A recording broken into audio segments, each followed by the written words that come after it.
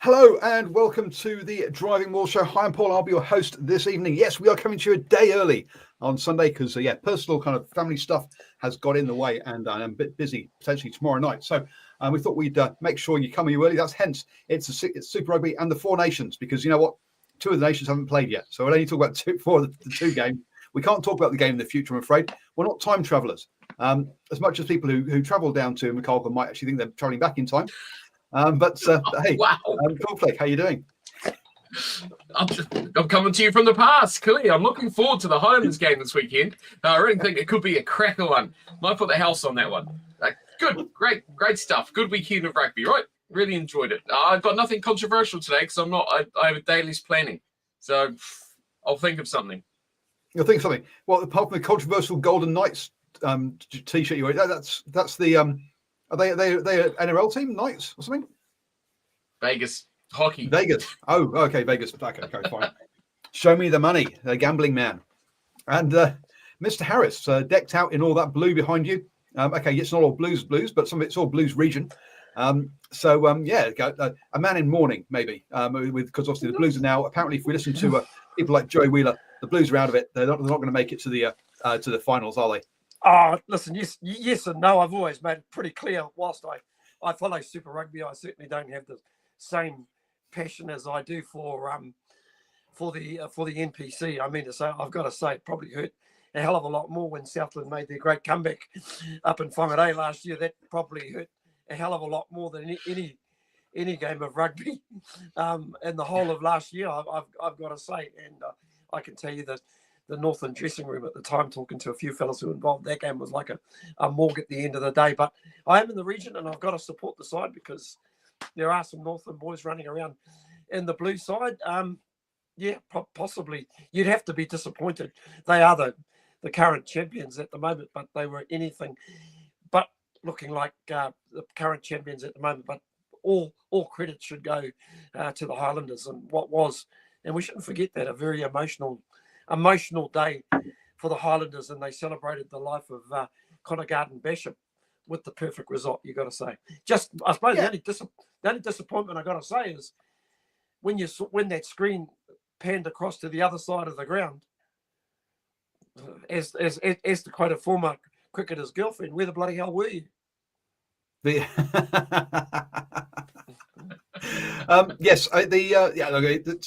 zoo was full, but other parts of the ground were definitely not full for that one. It was a great tribute, a very good tribute to Connor Garden-Bishop. On the Stuff Rugby, it says Highlanders pay unique emotional tribute to late rugby player. Hang on.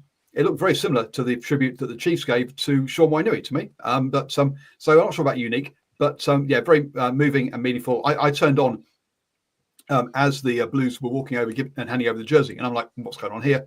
Because obviously it happened like months ago now. It was but it kind of only twigged once they mentioned it later on that actually this was the first time the Highlanders have been at home since that tragic event. Unfortunately.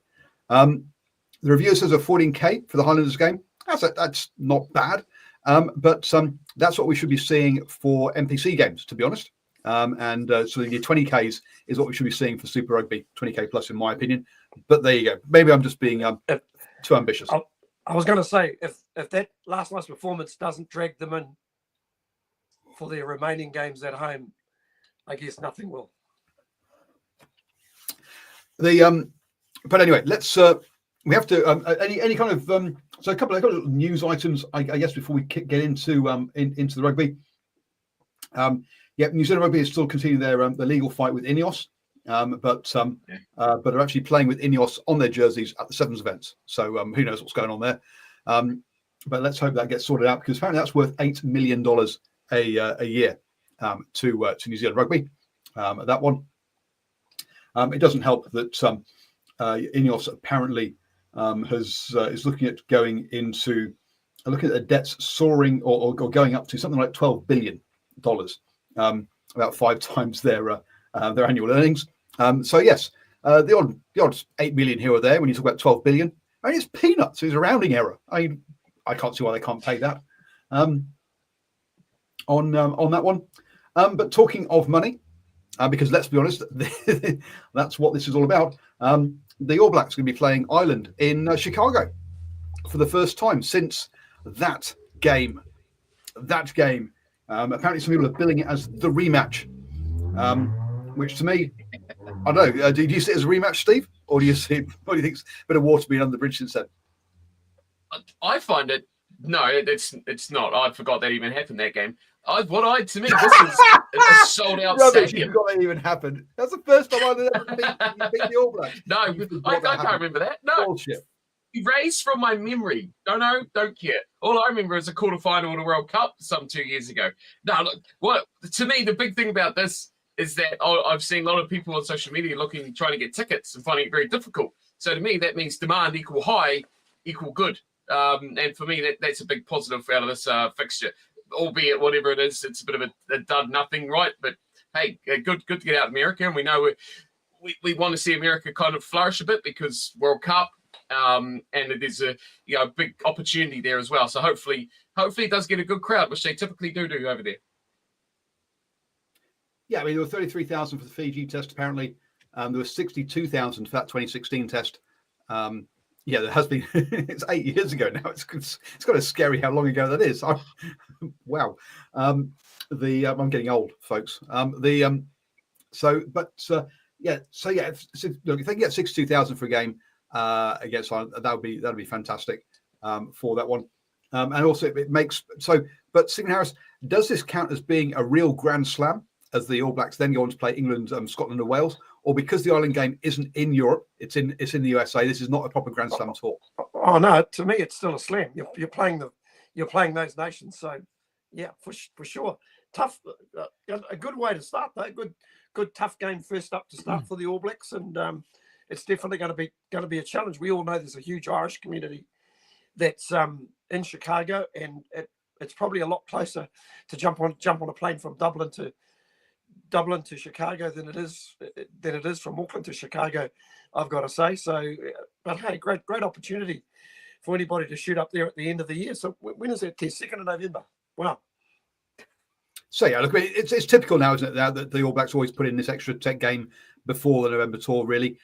So I don't think we should be surprised. But yeah, cool to see it happening there. And these games, I don't mind the extra game outside the windows. I don't mind being played overseas. Taking one of the France tour games to New Zealand overseas, that would have been wrong. Look, this is, if you want to play in America and grow the game or earn dollars, then this is the time to do it, in my opinion. Not with home test matches. Was the '95 Rugby World Cup also a Grand Slam? They played all 4 of the teams and won. Interesting, but that '95 World Cup was in New Zealand, right? If I got my years right. So therefore, no. 95 wasn't. No, 95 was. Where was 95 then? And 95 was that in the UK? Yes. No, that was at the '95 World Cup. They actually played. I know they played England, obviously in the semi-final. I know they played Ireland in a round robin game. They also played Scotland. I just can't remember. Yeah. South Africa. Oh, sorry, that was in South Africa. Yes. Okay, it does not count because it does not count the Grand Slam because it was in South Africa. It wasn't in Europe. No, that does not count as a Grand Slam. Sorry. Well, South Africa kind of is Europe nowadays, so we can probably count it now. Oh dear me, this is like Trump renaming the Gulf of Mexico as the Gulf of America, isn't it? Oh gee, now we're renaming South Africa. Yeah, look, colonial times are over, Stephen. Okay, over Steve Cornflake. Okay. England and France and stuff don't own and control most of Africa like they used to. All right, okay. There's times have changed since then. Move on. Nothing's changed. It's just the name on a bit of paper. Oh dear. And Liam McDonald, he's got a new job. Do you hear about this one? Cares. No one cares. This is off-field stuff. Okay. So he's off to the Western Force, but in a new role. Basically, coach development. So he's doing coaching pathways and stuff over there. Look, actually, Western Force building proper pathways and stuff in Western Australia, I think it's a good thing. Look, it's a new job for him. Something he hasn't done before. So it'll be interesting to see how he goes.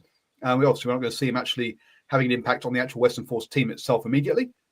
This is one of those things that, like Conor O'Shea did with Italy that bears fruit in sort of 10, 15 years time. But good to see the Western Force sort of investing in their future with these kind of appointments and putting in pathways and looking at building up their coaching talent in Western Australia. Good on them in my view, even though Cornflake doesn't give a damn. Look, the Western Force are finally doing good things. Okay, they're finally on track. These names you just don't go near, right? I mean, John Kerwin, Leon McDonald, just no. Ow, what, you're putting Leon McDonald in the same bracket as John Kerwin as a rugby coach. Oh my God. That was a little bit delayed from you there. I was expecting a bit of a quicker reaction. Did you want to add Pat Lam to that list as well? I was going to add Tana Umaga into there as well, but I think I'll leave that. We'll join the dots. Join the dots, folks. Hey, dearie me. So anyway, let's get on to some rugby then. And we kicked off on Friday night with the Chiefs taking on the Crusaders at home. Both sides come off the back of opening round wins. The Chiefs and their impressive one over the Blues again with the second half kind of piece. In this one, look, I think most of us expected the Crusaders to go down in this one, but at half time it was 17-14. Literally the Chiefs went ahead 10-0. And you're thinking, okay, the writing's on the wall. But the Crusaders came back with a try. And as I say, we're 17-14 at half time, not helped by a yellow card. But actually, the Chiefs outscored the Crusaders at 7-0 during the yellow card. So the Crusaders did not manage to take any advantage of that. Come the second half, and obviously one of Cornflake's favourite players, James O'Connor, came on and knocked over a penalty to even things up at 17 all, and then it became one-way traffic on that one as the Chiefs just blew the Crusaders away, and what was 17 all ended up being 49-24, where the Crusaders just absolutely imploded, or did the Chiefs just raise up to a higher level? Stephen, what are your thoughts on was it Crusaders improving, or was it was it Chiefs improving or Crusaders imploding? Oh, listen, you couldn't fault the first 50 odd minutes from the Crusaders. I mean to say, I actually thought just after that half time, or at least when James O'Connor kicked their penalty, they actually looked like they were taking control of that game. But ironically, a misdirected pass, and Leroy Carter scores in the corner, and the Chiefs just gained so much momentum from there. I also thought another turning point was the loss of Fletcher Newell as well, with the head knock at half time. For me, they looked like they had a dominance at scrum time, but to me that was just the emphasis that the Chiefs needed to run away with this game. And boy, once they found momentum, they punished every little mistake that the Crusaders made. In fact, at one stage there, it was looking like a proper thumping. I mean to say, at the end of the day, it was still what's that, a 25-point win, which is probably one of the biggest losses I believe that the Crusaders have had. But I was going to say, this goes down as proper thumping territory. Yeah, we're definitely in proper thumping territory for a side of their quality. Probably a little. Listen to a couple of other things as well. I don't think they really took advantage of Tupu Vai being in the bin, because remember he got sent to the bin, and then 6 minutes later Xavier Rowe scored a try which was converted. And I also thought they were a little bit stiff in the second half. I actually agreed with Justin Marshall. I believe there was a player held back, and there should have been more of a sanction for that holding back. Little things, but listen, at the end of the day, I'm grasping at straws. The better team won, and once again, you've got to give big ups to the way that Clayton McMillan managed this particular side. He's done it so well after these first two games. Yeah, I guess my comment about this is that these changes seem to happen after half time for the Crusaders, the Chiefs team. They seem to need Clayton to tell them what to do. But yeah, you're right. That scrum piece with Newell going off. Look, the Crusaders lost 3 scrums. I think all of them were after the front row changed, and just the depth in that. So the bench, I think, obviously was clearly an issue here. Conflict. Yeah, I think Stephen nailed it really just by saying that the better team won, because the 15-on-15 at the start of that game mostly was pretty even. Like you say, 17-17, and before it completely blew off like it was two different sides playing the rest of that matchup. It was really crazy stuff. But look, there's a lot of positives in this game to look out for. The one thing that was sad to see was Poihipi goal for the injury early. I think he's a guy that I think could have I was looking forward to having a really good season to step up to that next level and show what he's capable of. So I hope he's not out for too long. But to see him going off, it's another disappointment to see him away. But look, for the Crusaders, Cole Preston keeps scoring tries.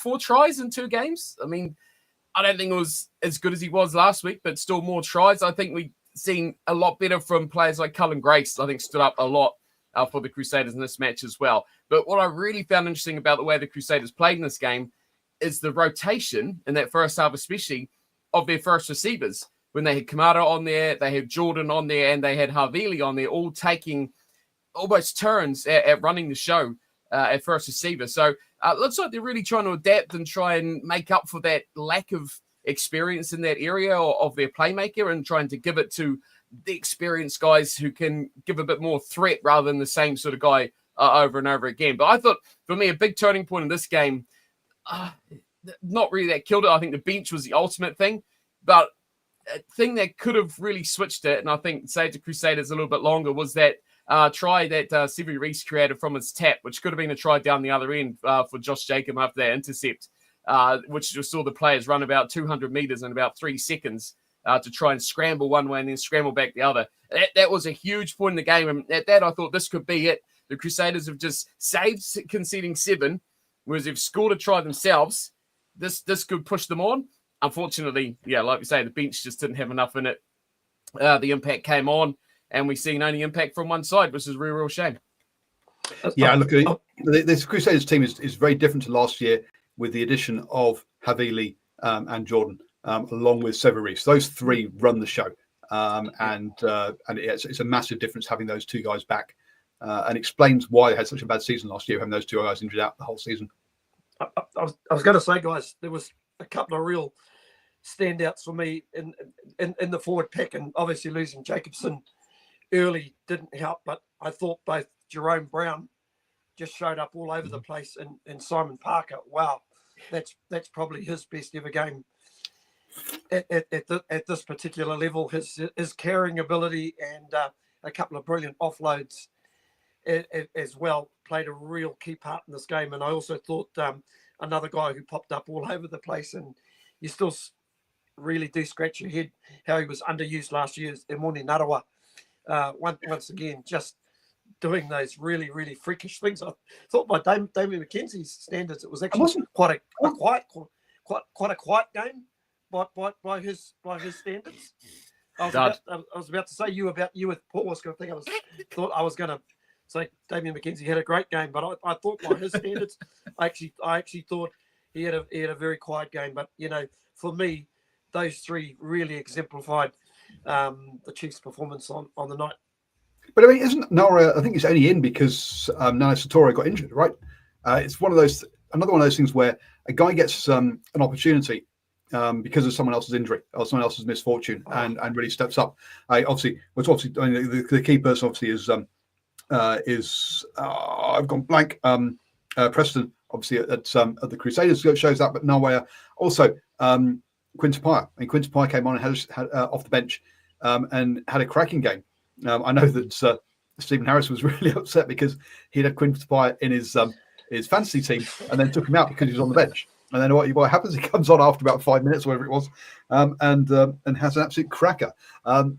Sometimes on the old fantasy one, having a player having one of your players being on the bench isn't necessarily a bad idea. But not necessarily always a winning idea, but not necessarily a bad idea if you really trust that player in that one. We will actually talk 5 minutes at the end of it. 2 minutes, aren't they? Sorry, they're going to get 5 minutes, or they're going to get 50 minutes. That's the risk you take whether they're going to play. Look, well, he got 75 minutes in this one. Kun Tapia was the first name on my list of standouts too for players that were incredible. And look, when we previewed the start of the season, Kun Tapia was a guy I just wished would have a good season. And I'm so happy that he is. It's his 50th game as well. Come on off the bench.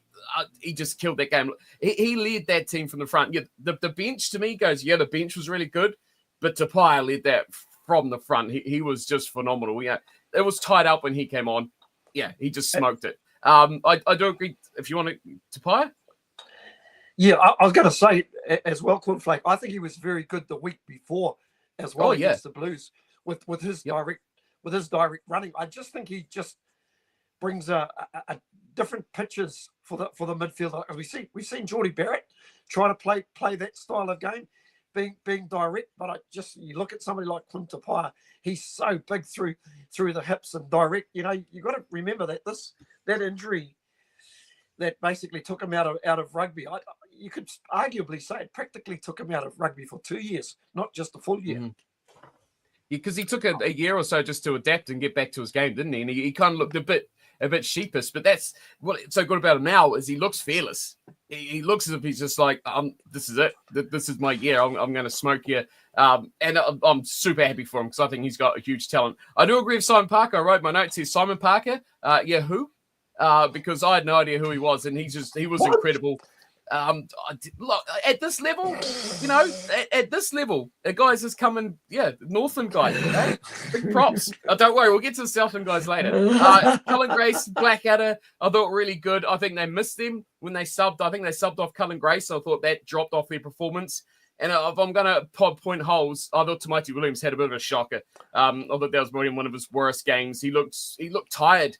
I don't want to say lazy. He just looked tired and just didn't have that desperation. He missed a lot of tackles where he was just run around and stuff like that. But positives, did see a bit more from Almoa. A couple of good runs from Levi Almoa. It's like, okay, we're getting a little bit more from him. And Harvey again, I hate to say it, but look, when it comes to midfielders, not a huge amount. Tapia, yep, phenomenal. But there's not a huge amount standing out in New Zealand saying, hey, I'm a top midfielder. And Harvey, he's going okay.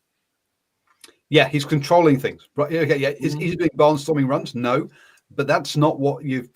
He's that controlling midfielder. Who's the extra passing, the extra kicking. Yes, he can run a bit, but on that side. But Simon Parker, actually, he's a bit younger than I thought. He's only 24. I thought he was a couple of years older than that. But he has been at the Chiefs now for 4 years, which is why I thought he was older than that. Because he's been there since he was 20. So it's not like he's kind of new at this level, but maybe he's starting to find his feet.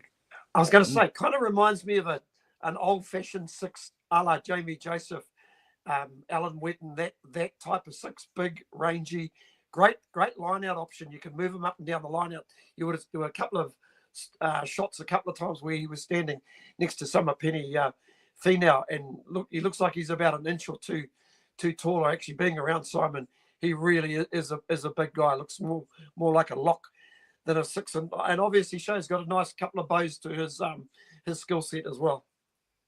So this game had 73 points in it, okay, which makes it, I think, the second lowest number of points in the weekend, which is just absolutely nuts. Oh no, sorry, the Hurricanes Fijian Drua was also 72 points. So second equal. As in the lowest number of points.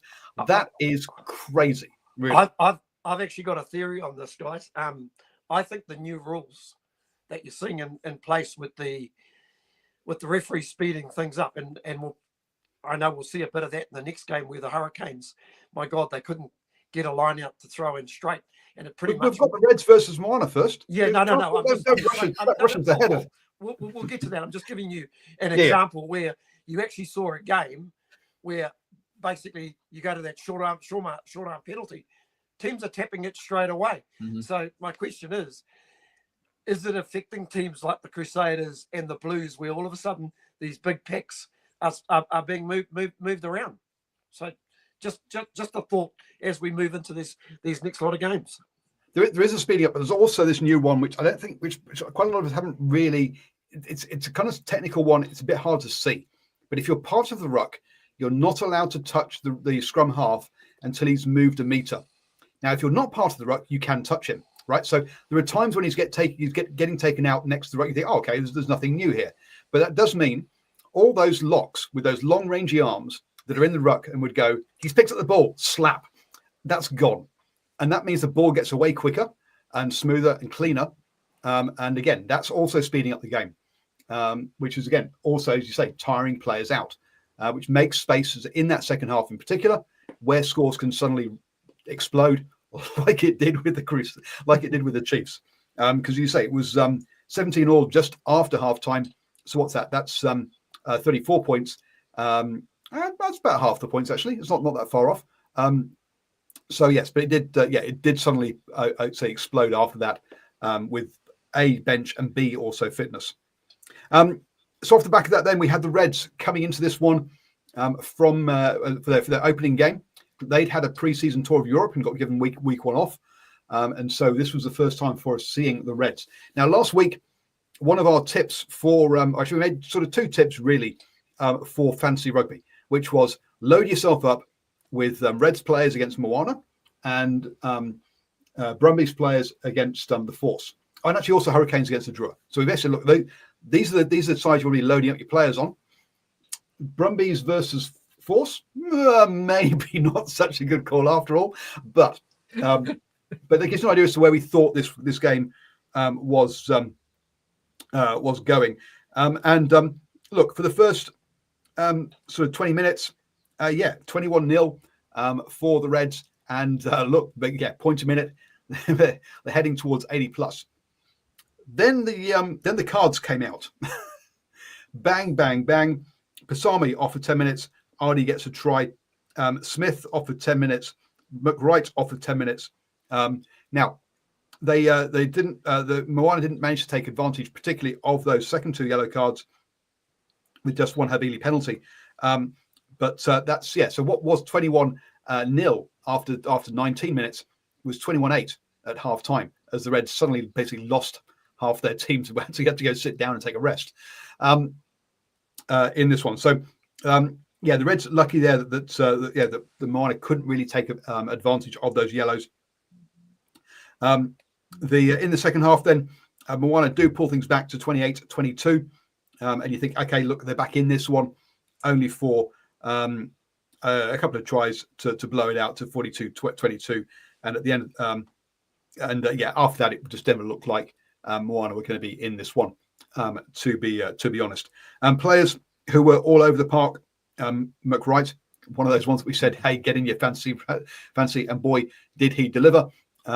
He also delivered with a yellow card as well. So it's the points he got when he only spent 70 minutes on the pitch was pretty impressive.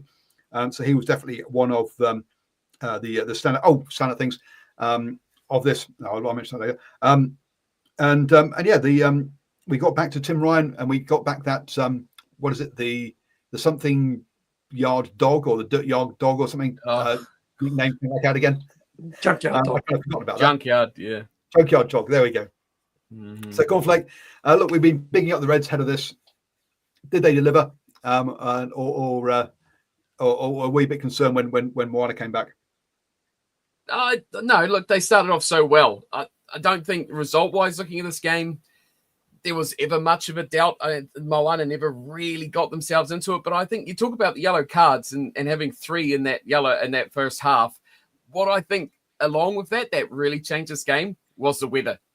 And I think that Moana Pacifica actually adapted, or not so much adapted. The game kind of it helped them more having that slower weather, which baffled me, because I would have thought, the dry and the running and open play would suit them more. But the weather going for our listeners who didn't watch the game, what happened to the weather? It turned to absolute crap. So it started out dry, folks, and then it bucketed down. It poured down, for a bit. It was nice and sunny. It was nice and dry. I was getting there, but it wasn't consistently raining for the rest of the game. It was sort of showery. No, it did off and on. But the thing is that I think it subdued the Reds. And Moana kind of adapted more to the pace of the game better when the Reds were kind of swamped down by that big downpour, and it kind of it changed the game a lot with how they were playing. The hands went to the pots. The whole game's kind of changed throughout that latter part of the first half. But they got that such a good start and it was hard for them to pull their way back. But look, Moana's going to score points, right? It's what they do. So I think you have to be careful when you play them because you've got to score points as well. This is a team that's just going to you've got to play the old school kind of adage of just score more points than them. It doesn't matter if it's 50 or 60 or 100. It's just the way the game's going to go. But yeah, at the end of that game, points just were flying like the river. It was really just at a point of just throw the ball around, have some fun, and score some tries. But there was there's a lot of players that stood out here for me. But for the Reds, there's a few players that I thought were really disappointing. You mentioned Fraser McWright. I thought he was incredible. The work with his back row of Udu and Wilson, look, they were insanely good. Dalgunu was destructive. Paisami was stupid. His discipline was off the charts. I don't know how he didn't get a red card in that game or only got one yellow because he took heads off all through the game. He was like on a vendetta just to destroy someone. I don't know what was up with him. So yeah, ill-disciplined. He was average. Fluke, what happened to this guy that was phenomenal last season? He's had a terrible start to his season. So look, there's a few things in this Reds team that I'm a bit hesitant about. But I think overall as a squad, if they're going to keep that pack, especially that back row at this level, it won't matter what those guys do because they're good enough, I think, to drag them kicking and screaming. For Moana, I had Tomoe Falau on my fantasy team before the start of the weekend, and I was like, no, I can't fit Toole, Reese, and Jordan, and Tomoe Falau. Someone's got to go. And I thought, no, the Reds are going to be phenomenal. Wow. Dude, this he is extremely good. He's just a danger. He's a really, really danger. And how good to see Hello Marlowe as well. Oh, it's so good to see him actually out there doing bits, scoring tries. He looks now back to what he was back, 2021, back with the Chiefs when he was really, really good. So that's good to see as well. So yeah, a few bright lights, but yeah, I'm concerned about a few Reds players in particular, not the squad. Yeah, so Alomalo to me is getting there. I don't think he's quite there yet, but Yes. but he's heading in the right direction, which is great to see. Shades of that former player. Yeah, Tuamafolu, though. Look, he's the new Tamatavanawe of the of Moana. With his try scoring, I do agree with you again. Dongunu, great game. Fluke, was he on the pitch? Interestingly enough, guys, and I agree with Cornflake with his assessment. I think their key Wallaby players, McDermott, the ones that you mentioned, all basically stood up when they needed to stand up whenever this game was in danger. And I think just Moana's chances, just the start, just absolutely killed them because if they hadn't conceded early points, to be playing against a team for 50 odd minutes that the Reds played with 14 players, I think it was a real missed opportunity. And as you say, Kyron Tomoe Falau, first time I saw him was scoring a try for Tonga at the 2023 World Cup. I think he was only about 18 or something like that. And I thought, who the heck is this? Well, we saw him score that amazing try against the Force last year. And boy, he showed he can sprint them in from a long way as well. Yeah. So yeah, he's definitely rapid, one to watch. For me, a little bit disappointed with Jackson Garden-Bishop, his game. I thought it was very disjointed. I thought there were poor options. He put in little kicks when they really needed to actually hold the ball, and he hasn't really taken control of the game. He's had 2 cracks at it, and I wonder if it's come to the point where Tana Umanga has to make a decision and maybe look at Havili at first 5 or who is their other option? They've got Perigali, the Tongan first 5. I think they may have to look at that as an option as well. But one thing I'd give this Moana team. I think on that one, just before on the Golden Bash one, I think he's seen as basically I've got lots of mercurial players around here that are all doing shit. Golden Bishop is a steady hand that's there, and I think that's why he's there. I think that's why he's picked. And he also had bulk to back line, even if he doesn't move. He also reminds me of the way he runs the ship with the Wellington Lions as well. Personally, I just think he's inconsistent. Nothing personal. Been a tough year for that particular whānau, but it would not surprise me in their next outing, which I think could be against the Highlanders, up here in Auckland. I stand to be corrected. Or No, you're right. Albany, begging your pardon. I would not surprise me if you see a change at first five. The we'll see about a couple of things on the on this one. Troy Follow now has 4 tries, and along with Preston is the top try scorer in the competition so far. Those two. So your odds on that one pre-season would have been extremely long. Let's be honest. I don't think either of those guys would have featured in the sort of try scorer stats. This thing that annoys me about Tom Ufalau and the media around him, he was phenomenal last season. I think he was in the top 10 to 15 odd players at the TAB of top try scorer. And the commentary team in that game was like, oh, this kid's come from nowhere and watch him this season. It could be his breakout year. No, watch last season. What were you doing last year? Because he was playing Super Rugby last year and he was really, really good. And like Stephen says, he was at the World Cup as well and showed like pieces of what he can do. Like he wasn't a passenger in that. So you catch up, people. He was really good. And call me a conspiracy theorist, but he actually pulled out of the Pacific Cup last year.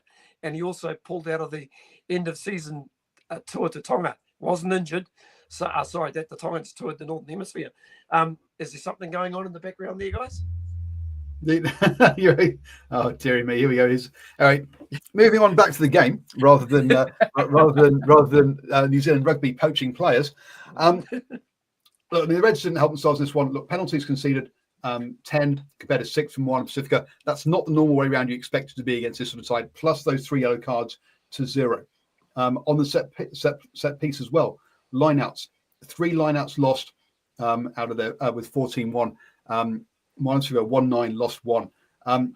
Losing that many again.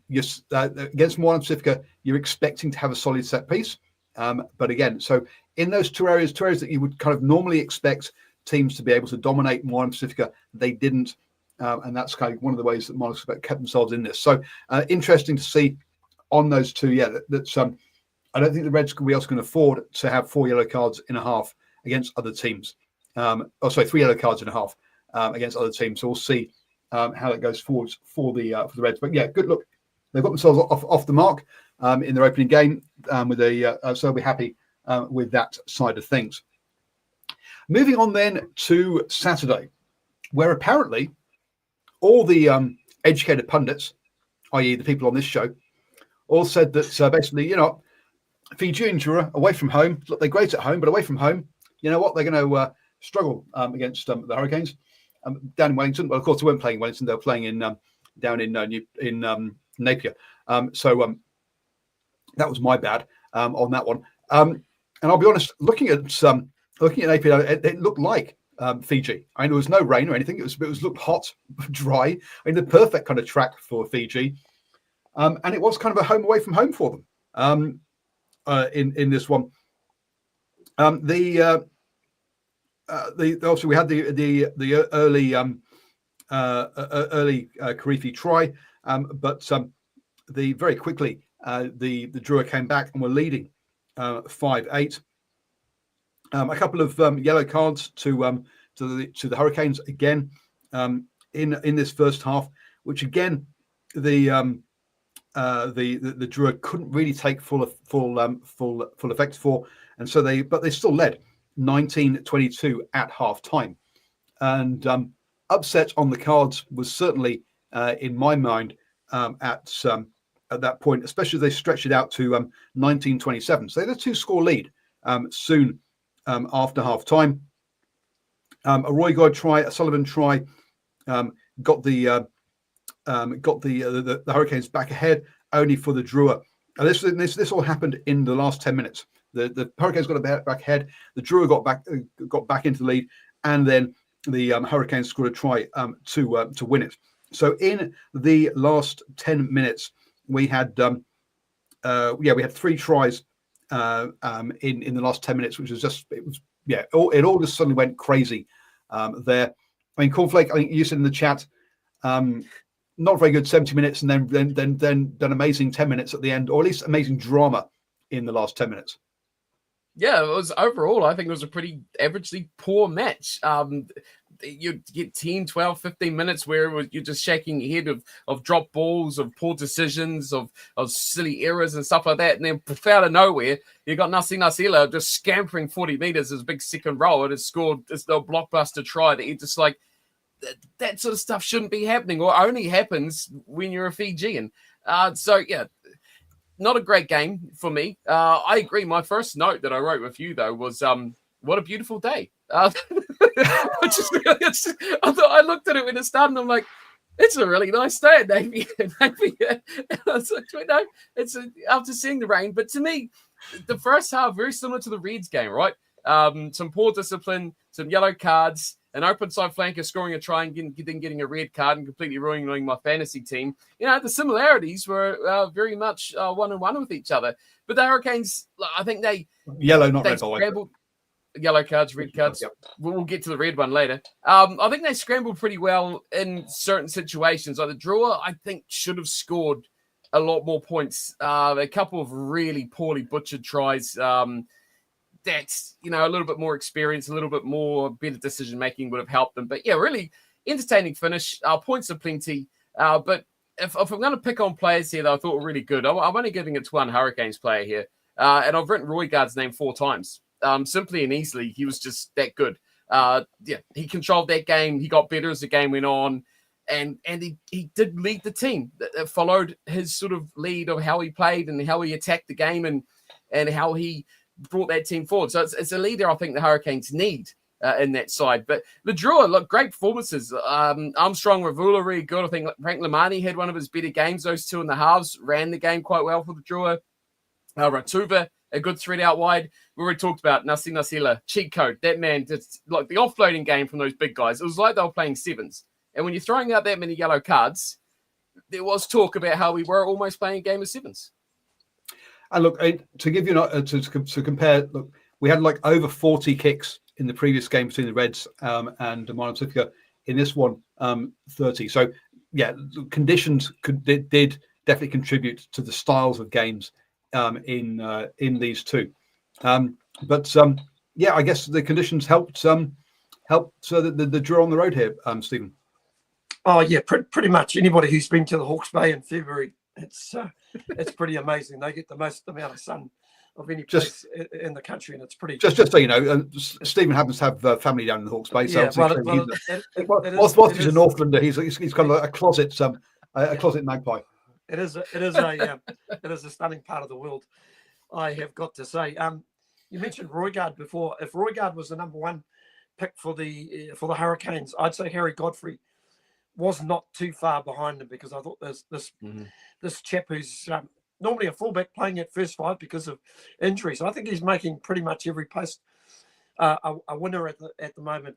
One brilliant covering tackle, which once again completely butchered by the Drua players. Listen, I was always confident the Hurricanes would come back and win this, simply because I'm not too sure if the Drua are one of those teams that knows how to shut a game down once they get in front. And once again, at the end of the day, it's just some basic things like taking a kickoff receive that let them down at the end of the day. They scored a try with about 4 minutes to go, and just losing that kickoff, they give the lead straight back to the Hurricanes. Although there was the thought in your head if they could hold the ball for long periods. I have to agree with Cornflake. It did resemble sevens at time, but I think a lot of that can be put down to the fact that, once again, I don't think the Hurricanes were able to get their set piece line out in motion, because they couldn't damn well throw the thing in straight, which went to a short arm penalty, which the pace of the game, once again, you loosen it up, and it suited the Drua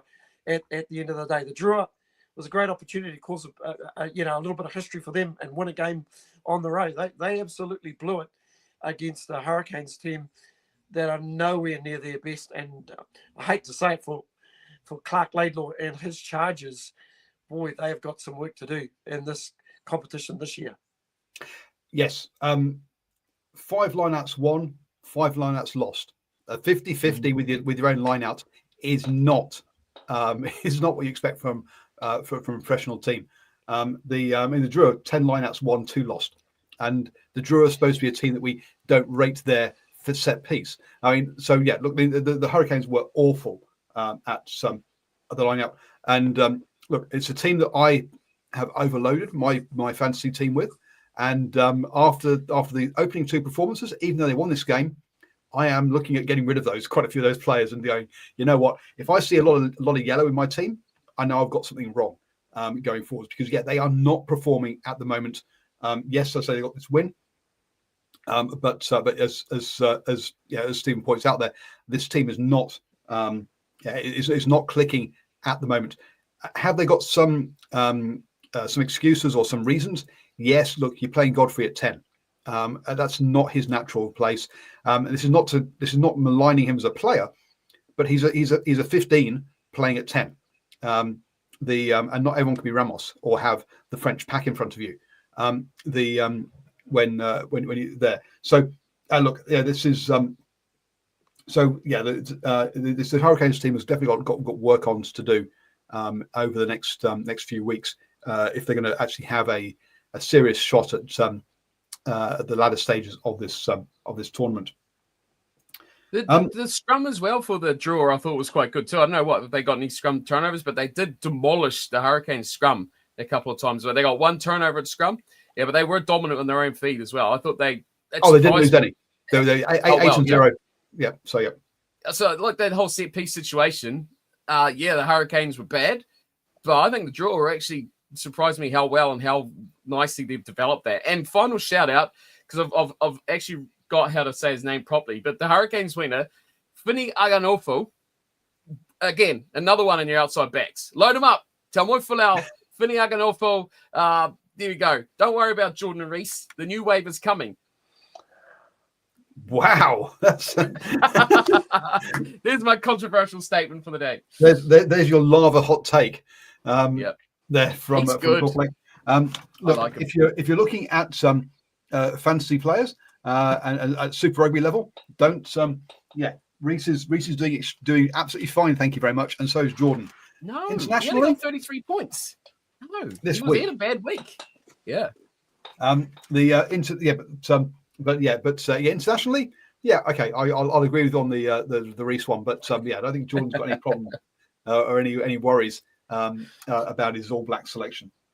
So finally, we come to the boring game of the round, because clearly this one didn't have 70 points scored in it. It only had 50 points scored in this game, which is just nuts about the points scored in this one. To kick off this one, Finley Christie, another one of Cornflake's favourite players, got himself a try early on, but for Gilbert to knock over a penalty. Now, I'm feeling a bit sad for Gilbert, because let's be honest, he is not a winger, but he seems to be picked because, we have to have Sam Gilbert in the team because he kicks goals. Now, whether he's in a position that he actually can play in or not, or whether he's going to get exposed, who cares, mate? You're on the wing, and look, as a fullback, as a centre, I think he's a decent player. As a winger, he's not. He's not. Unfortunately, sorry, that's not his position. But he does seem that he's getting picked at the moment, as I say, for his kicking in this one. Look, at 3:14, after sort of 24 minutes, the Blues got this one under control in the bag, apparently. No, because despite Gilbert not being able to kick those penalties that he's been picked for, kick those conversions that he's been picked for, 2 tries from Hurley and from Gilbert himself, meant that it was 13-14 at half time. Hurley, this guy who, he doesn't look more than 15, and he looks half the size of all the other players. I'm just scared for him whenever he gets hit by a lock, but he had a cracking game in this one. A Gilbert penalty took the lead for the Hurricanes, only for Ricky Riccatelli to come back and take the lead with 16-21. And you're thinking, okay, right, then the Blues is going to stick up the jumper, and their forwards are going to do the biz and plough forwards. But no, Hurley gets another try. I can't remember if this was the individual one where he chips over and stuff, but or not. But yeah, look, he had a cracking game in this one, where he was clearly given the space to do so. And a Daniel Leonard Brown red card on 59 minutes. Didn't help the Highlanders' cause, but the Blues could not take any advantage of that player being down for 20 minutes. And Sam Gilbert knocks over a couple of penalties to make it a 2-score lead going into the closing stages at 29 to 21 here in this one. The reviewer says the Blues really struggling in the second half so far. It's only 2 games, let's be honest. But look, we've already said that the Chiefs bench is really proving to be a difference maker so far in this tournament. And it was the Chiefs they played in the opening round. But before we get an element of reality from Stephen Cornflake, please wax lyrical about how wonderful your Highlanders are and how they've got the tournament wrapped up this season. I was just going to sit here and enjoy the sad commiserations of the Blues and how the world is doom and gloom and everyone's picking on them and there was a ref's fault. I don't know, there'll be all sorts of excuses and how they're turning the table upside down so it looks like they're at the top. All jokes aside for the Blues, this was a tough game. Like this is Blues and the Highlanders. Like I said last week, this is becoming kind of almost one of those grudge matches where both the sides really want to win this one desperately. The Highlanders have not had a good run against these Blue sides in the last few seasons, but this was a cracking game. I do want to quote Jeff Wilson though. I said this to you guys in the chat. He said during this game, there is no substitute in this game for speed, and I'm like, yes, another one in the army. Yes, the power winger is gone. Jeff Wilson's on my side. So look, they're all jumping on the bandwagon as well. But this game for me, Whakatava, brilliant. His destructive best around the breakdown this season. That is some of the best stuff I've seen from him since he was an All Black. So really, really good to see him back to his good part of the game. Although the Highlanders were robbed. Moved the touchline off a little bit around Tingitau's foot of try this season, because that should have been just phenomenal. The one that he just put a foot in touch, which would have changed the game a little bit earlier. But boy, 2 players down. It all come down to that end, didn't it? Of course, the red card, and then, of course, the golden oldie scrum rule mean another player had to go off. They were down to 13. And look, let's just put it down to one word. It's got more than a few syllables in it, but Tavatava Nawai, look, what a leader. If anyone comes and invades our country, I know he's not Kiwi at heart, but let's put Tavatava up the front. And we will all go wherever Tavatava wants to go. What a man, what a performance. 50-22 is second in 2 games. Just a leader, tucks it up, good decision making. The Blues turned down a lot of threes when they were trading and on attack down that Highlanders end. Highlanders go up the other end, penalty, bang, 3, take the 3. Sure, it made the lead from 5 to an 8, which is 1 try to 2 tries. It made more sense, but looking back, the Blues, maybe they should have just picked up a couple of those kicks, just ticked over that scoreboard. It could have made a little bit of difference for him, but man. The heart, the tenacity, determination, that's everything from that Highlanders team was just rolled back the clocks to the glory days. And just to see them with 3 minutes on the clock, just passing out to close forward pod and just like falling on the ground. I mean, that is Southland Stags Ranfurly Shield rugby right there back in 2000. That's a Jamie McIntosh glory day tactic. And I'm glad to see it back. But what a performance. Player-wise, Hurley was phenomenal. Actually, before we move on, that wasn't the only game we saw that happening as well. We saw that happen in the following game as well between the Brumbies and the Force. Yep. But I only want to say one name. It's Tavatava Nawai. Again, attack, defense, leadership. Look, he was just phenomenal. And I think he is so quickly in the space of 2 weeks become, this guy's very important to our team. This guy is the heartbeat of this team. He's made such a huge difference. But man, what a win. I won't forget about this game for the rest of the season. So if anything else happens, I will hark back to this weekly. And let's go back to be honest, a key thing here is that, look, before this season, Tavatava Nawai was a winger and was seen as basically just being a bulldozing, powering power winger with pace. Okay, and he had pace as well.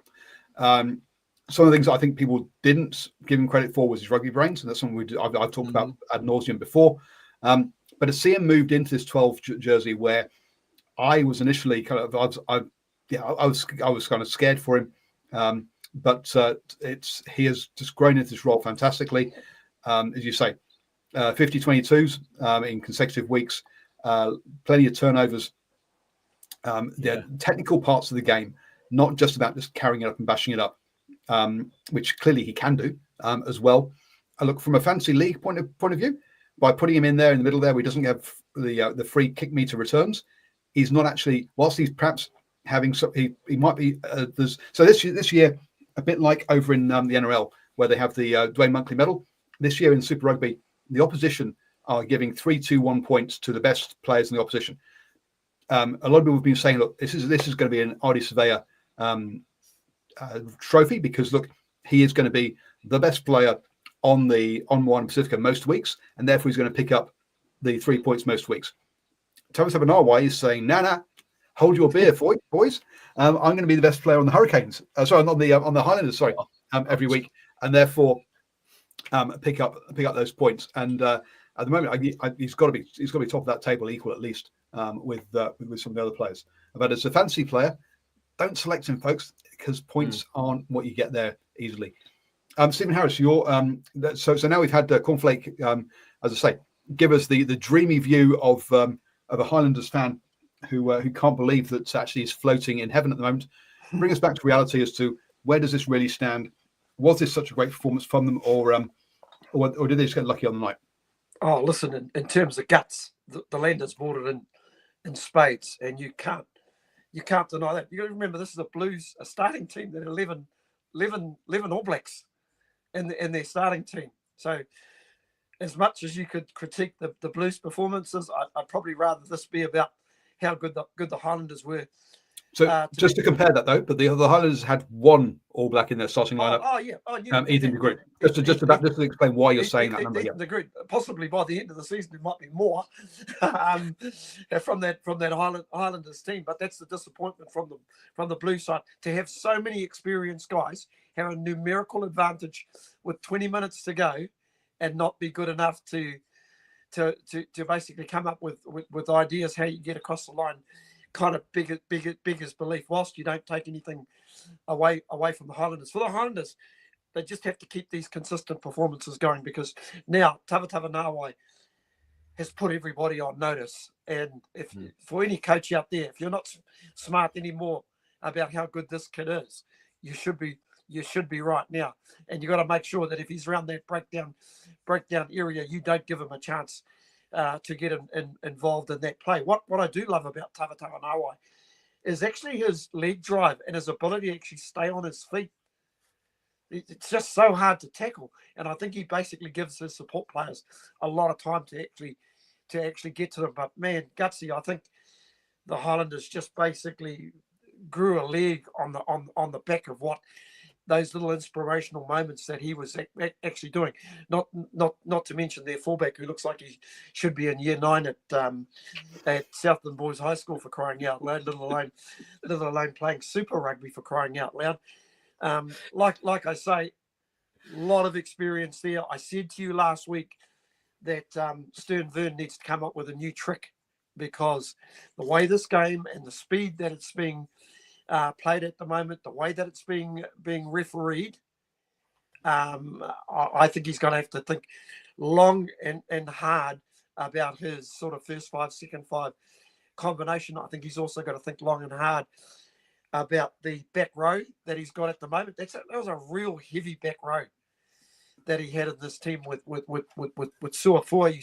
You saw Suafua get gassed on the outside by Tavatava Nawai, who went 15 meters sideways and was able to get the offload away. I just think he might have to basically look at that particular balance in the Blues. But listen, like I say, I'm gonna leave it at there, man. That was fantastic. It was just what the competition needed. I just hope the Highlanders fans get out there and they appreciate, whether you're in Southland or Dunedin or Amaru, in those particular areas. So you've actually done something really friggin' special, and I think great for this competition. And man, if they can come up to Albany next weekend and pick up a winner, you think about how goddamn unlucky they were against the Waratahs. Man, they would be sitting very, very pretty at this time of the table. But I think in this competition, unlike previous years, You cannot be off your game. And look, I'm going to agree with Stephen here about the back row. I actually but as far as the halves go, I thought Harry Plummer had actually a good game. I think he had a decent game, got some good breaks as well, which perhaps we don't necessarily think about him with. Rugby Gamer says, look, Blues suck this year. They ain't going to make the playoffs at this rate. At this rate, sure, no wins after 2 games. You're not going to get in the playoffs with no wins. But if you think that this is how the Blues are going to play for the rest of the season, boy, oh boy, sorry, but that's just not going to happen. This is a championship team that's got plenty of quality in it. They are going to turn up and they are going to bash teams. The fact that they've not got it right with the, as Stephen's very clearly pointed out, the new law interpretations, I'm sure they're going to get around that, and by and at some point they are going to click and be nasty to some teams. What surprised me the most about this game was like when that red card happened. It was almost inevitable to me. I was like, well, that's that game. I was like, yeah, if we can scrape a bonus point, yeah, I just did not expect the Blues to not add in that final stanza, and then losing the second player for the Golden Oldie scrum. I was like, oh well, geez, I mean, let's go home. Look, we've known about the old Golden Oldie scrum rules for a while now. But how long did it take the referees and stuff to figure out what they were? Yeah, that was hilarious. My dad's watching with me. My dad's not a rugby fan. He's over here at the moment before heading back to France, and he's like, "Oh, they don't even know the rules." You're like, yeah, that's true. I was surprised, all the leaders and all the experience. Like Tui Pelotu had a bit of an off game as well. And Leo Barrett from the back was a bit aimless with his running and kicking. Just all those guys that have done so much, the World Cups, those tight finishes, those clutch moments that they've all done. Just together, they just didn't seem to. Was it the desire? Were they just out-hearted because of all the emotion? The Highlanders had, or was it the game plan just wasn't clicking? I just, with all that experience and leadership, which they blitzed the Highlanders in, no one stood up and kind of led that team forward. Was, I think, biggest concern from Blues perspective. But I think that we're seeing from that we've been kind of mentioning as in part of the modern the modern game is that quite often these teams need their coach to tell them what to do at half time. So again, the Chiefs, that's not a team with a lack of leadership or lack of experience. Just players nowadays, either they just can't see it because they're too close to the game, and obviously they don't have the full pitch view that we have, or is it or they're just so set in formations and shape and stuff that actually they can't change things up.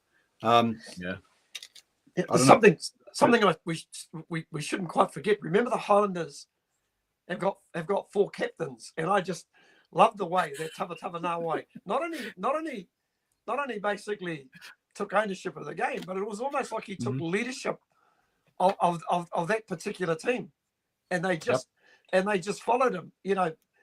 As Cornflake rightly said, where was the leadership in the Blues? That back 4, those are 4 guys in the back 4 that were all starters in tests on the northern hemisphere last year.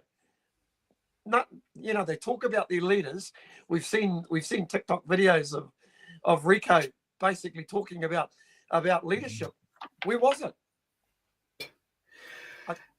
Yeah, fine. Rico can talk about leadership, but look, I think he's a very fine player. Don't get me wrong, but leadership is not a Rico. To me, is not a Rico thing. They do need it. Look, Barrett's the guy who should be dragging this team together and going, guys, this is what the hell's happening.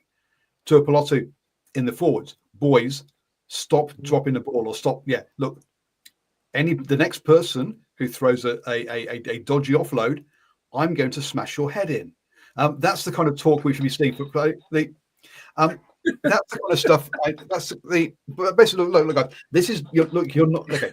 Smash head is perhaps a little bit over the top, as I see. Both my my co-presenters here cracking up. But look, they're the people that should be. And I'm thinking perhaps more about Six Nations, actually looking at some of the crazy offloads and stuff that were thrown in those games. But they're the guys who those are really the two that should be standing up and bossing this team around. And it's just not happening. Rugby Gamer points out that the next 4 games for the Blues are the Canes, Brumbies, Chiefs, Crusaders, and then Canes. Now, I've already said the Canes aren't at their best, so hence that's what the Blues need. In all honesty, yes, that is. I mean, I've not checked this, but I'm going to trust Rugby Gamer on this. That the next 5 games are all against New Zealand teams. That's a nightmare start, really, for the Blues. Let's be honest. But having already faced the Chiefs and the Highlanders, but I'm sorry, no, Brumbies is not a New Zealand team, but Brumbies are supposed to be, as we'll find out in the next game, the top Australian team. But hey, it's a tough start. But actually, look, I think the Canes is not a bad matchup for the Blues next, where actually the Canes are not a heavy pack, and that's a space where they can. You're going to have to get your clear out right, because there's plenty of pilferers in that team. But if you get your heavy carries going, you should be in a good place against the Canes. And the Canes are not really, you're going to disagree with me there. Paul, I was going to say there's a few similarities between the Canes and the Highlanders, the way they play the game, and if they get it right, and that halfback first 5 combination of Roygaard and Godfrey is going really, really well at the moment, and if they can play at a high tempo, similar to the Highlanders, I for one wouldn't discount them. Well, we'll get on to previewing the games in a second, but let's wrap up then with the last game of the round, which is the other one, which we said, look, load up on Brumbies, because this is going to be a cricket score against the Force. Easy game for the Brumbies in this one. Yeah, okay, we seem to sort of got some things wrong here, let's be honest. Because, boy, I'm not sure the Brumbies actually even got out the coach, because it was 0-21 after 20 minutes. But the Force were going up points a minute in this one, heading towards 80 points if they kept up that pace. Now, look, very few teams do keep up that pace. We saw that a couple of times this weekend. A yellow card to Dylan Peach, Peach had a cracking game in this one, and I'm guessing it's one of the names my co-presenter is going to pull out. But they still, and they also got another yellow card with Prince before half time. Still, they led 14-28 at half time. Then the Brumbies came back to even things up at 28 all. And look, I don't blame the Brumbies. I don't blame the Forces point for taking the 3. I know some people say, oh, you don't win games by 3. But look, if it's an even game and it's going to be tight, take your 3, get yourself in the lead. And that's what they did. Sure, that didn't work for them as Toole came back to score a try. Toole, fancy player who's not performing. That's all that matters. Peach again, as I say, one of those cracking games, and Kale going into the last 60 minutes. Sorry, they're up 42-38. You think, okay, the Brumbies are in the lead. Oh dear, Force, bad boys, you've got a yellow card. Bad boys, another yellow card. 2 yellow cards going into the last 10 minutes, and you're trailing by 4 points.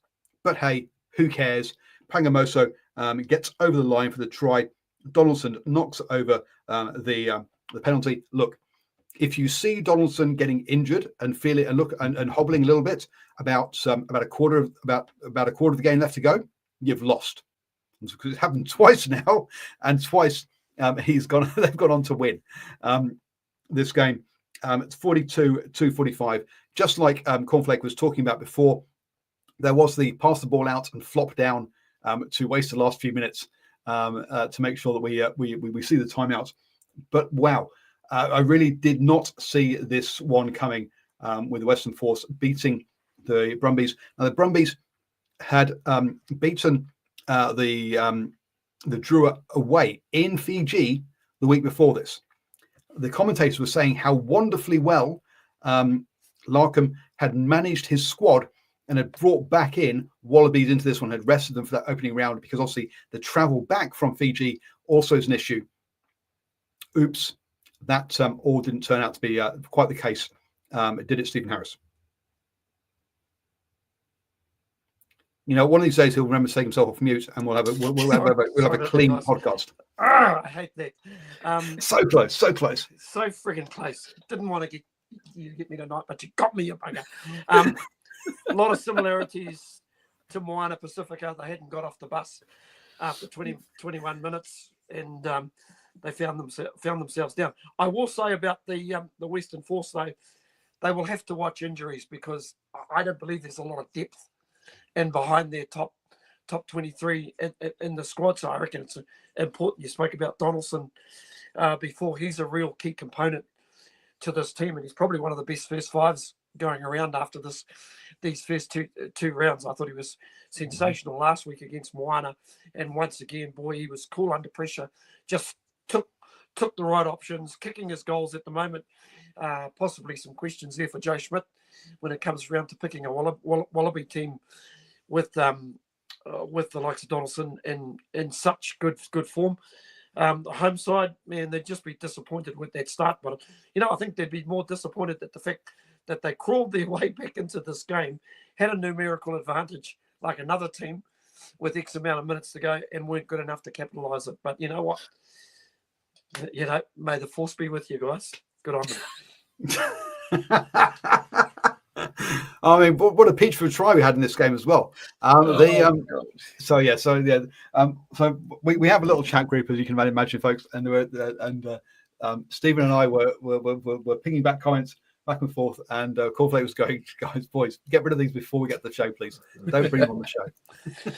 and you brought it to the show. And I brought it. I think you know what, I'm innocent. It wasn't me. I didn't do it. Look, I wrote a note on here. You stole my note from this match. Donaldson hobbling again. Must be getting ready for a match-winning try. This is exactly what happened last week, and it almost happened again this time. And it's at least for the Force managed to get them go-ahead points anyway. But, geez, I mean, I put Tom Liner in my fantasy team this week, the Reds' young fly half, and he played pretty well. But, yeah, you're not wrong. Donaldson, if you're looking for the complete sort of guy at the moment in Australia, he is it. Lolosio wasn't that great. Now concussion, he's out. Ed Med only opening week and now on the bye. I'm not seeing anything convincing from him. Donaldson looks like, you know, along with the Chiefs, his team are the only side to win their opening 2 games of the competition. So who would have put that on their bingo card at the start of the season? I would imagine no one whatsoever. But yeah, if I want to pinpoint something on this game, defense from the Force. I mean, around where every game has scored 6 million points, you don't really think you'll ever talk about defense, but the Force shut out so much from the Brumbies in this game. On their own, in the 22, on their line, defensively, they were really, really solid, and the ability to hit back, get themselves out of danger, and just strike with pretty good ease when there's a lot of danger players in that Brumbies side. You know, Tom Wright was back, and we did talk about earlier how much of a factor he would be, and he did. He attacked and he hit a lot of holes, but just defensively structured, getting back in and covering the offloads and covering quickly back when they've made a line break. The Force were really, really good throughout that game. So, yeah, defense for me, the Western Force, they were really, really good. It's great. 2 games in a row, 2 experienced teams that are the best in their nation, as in the Brumbies and the Blues, both lacking the composure and the leadership to get themselves ahead. And I get to wonder if both of them, if it's, you know, with the players down and the situation they're in, it's almost a case of, well, it's going to happen because we've got all these advantages. Everything's on our side. If we just keep playing our game and keep what we're doing, it's eventually going to break down. And on both situations, it's failed to do so, which is massive credit to the Western Force, who, again, have started the season just brilliantly. You're right about Peach. I thought he was a cracker, as was, I'm surprised he's not been brought up already, but Harry Potter was really, really good. I'm moving straight on from that one. Wyatt Donaldson, they led the match perfectly. But look, to me, the Force pack stood up and they actually got parity with the Brumbies pack. And I think the only player I really think stood out massively consistently throughout that game, is a player that Stephen was going on about in his fantasy side, Charlie Cale, who I've left out. He was so good. God damn him. But yeah, Brumbies to me lacked just the key guys standing up for that whole match. And I was going to say, despite getting a yellow card, probably one of the better games I've seen from Reed Prinsep as well. He was physical. Listen, got his tackle height just a little bit wrong, but I just love the fact that he just lined Hooper up and thought, you know what, I'm going to put a big shot on you. Didn't quite get it right. Tizano, his stakes keep climbing as well. The number 7, and listen, whilst he's an absolute pain in the neck and a yapper, and he was probably doing Ben O'Keefe's head in at times. Nick White, once again, just having his experience in that side. But boy, Nick, I think at times has just got to learn to shut up, because I think at some stage during the season, he's going to cost his team seriously. I think the ref has got to tell him to shut up. I mean, he went too far in this game. Absolutely agree. Would it be fair to say that the former Brumbies undid the Brumbies tonight? Oh, the last night? There's definitely an element of that, yes. Yeah.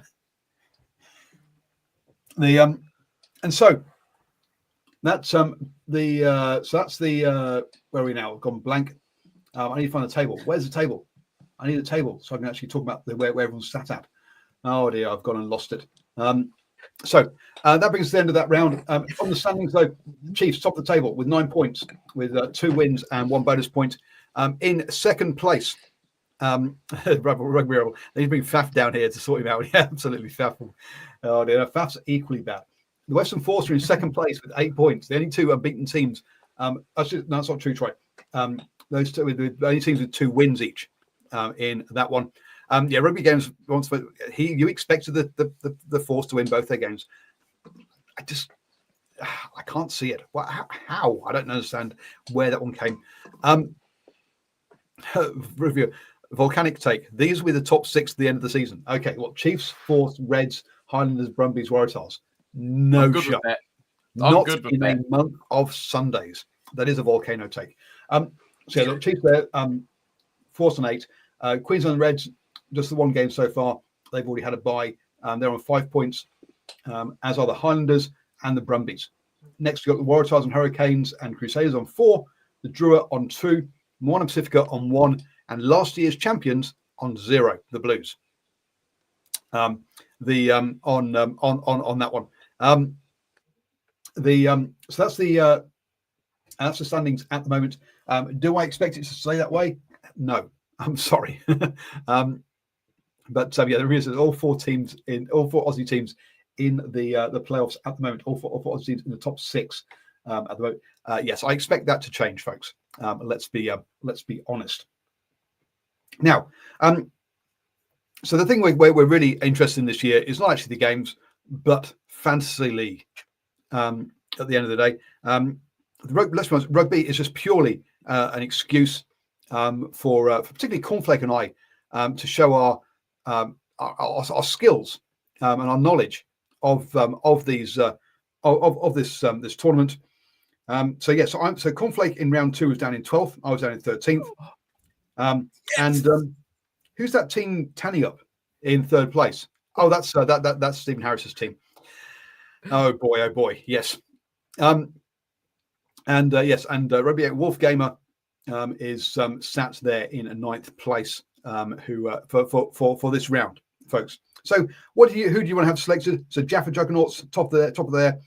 Look, clearly Riccatelli is in there, got some good points, as did Cullum Grace. Since when has Cullum Grace been a lock?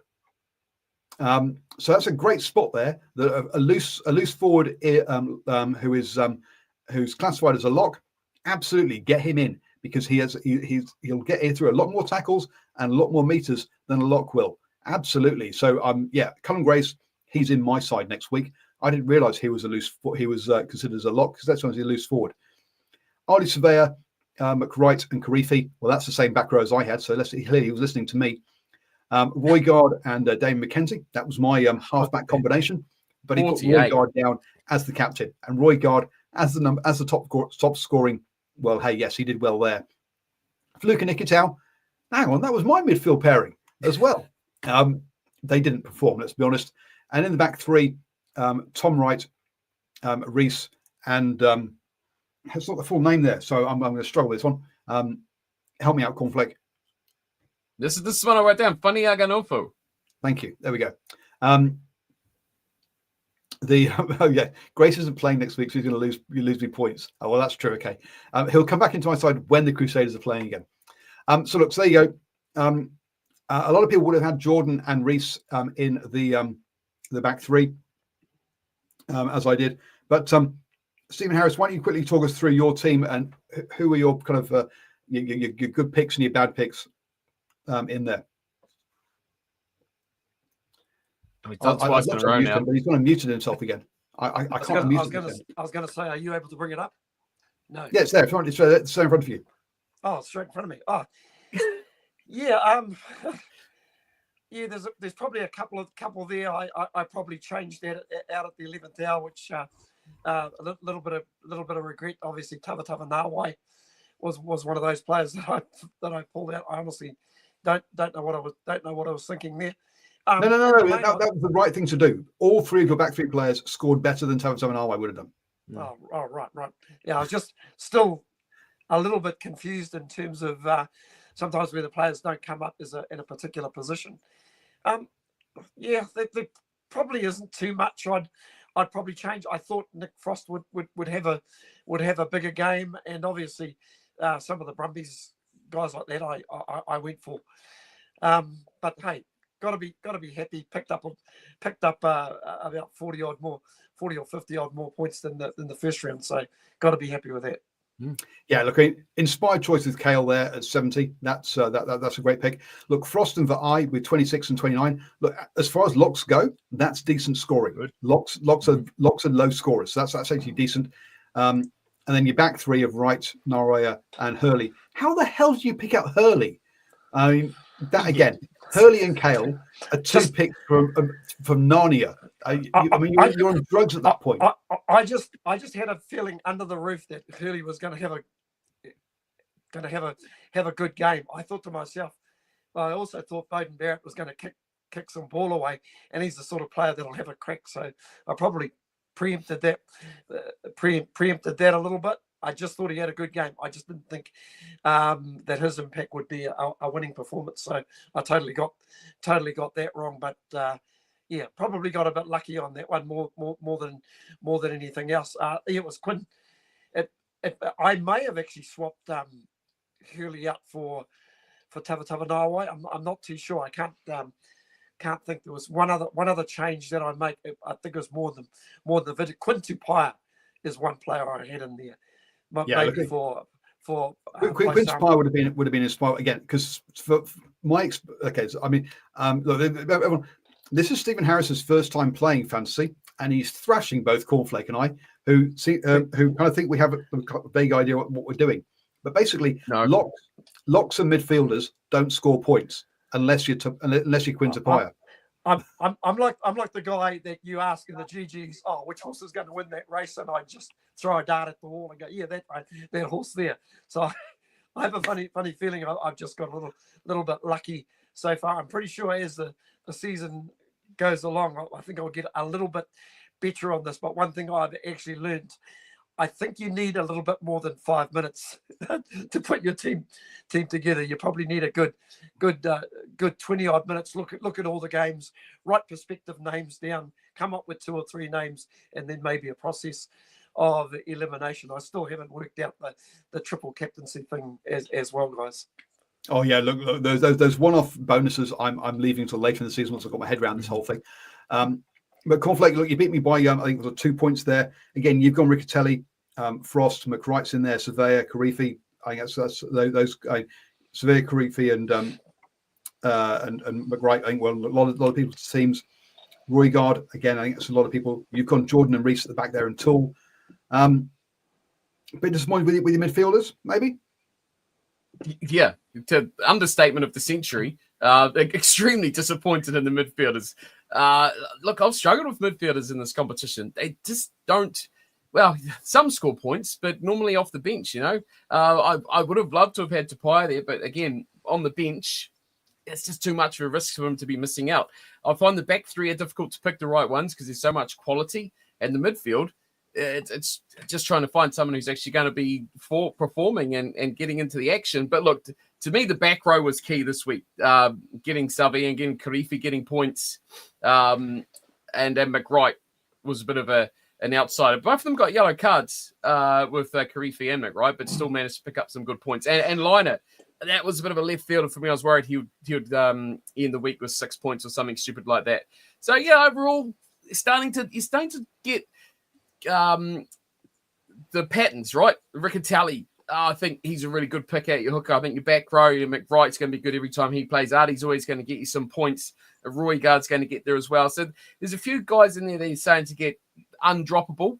But if we just need to find out who for those who played the Rugby World Cup picks, which is the same guys who make this is why the positions some can be a bit dodgy, because in the World Cup they had the Japanese lock, Fakatava. I think there's a Fakatava as well, listed as an outside back.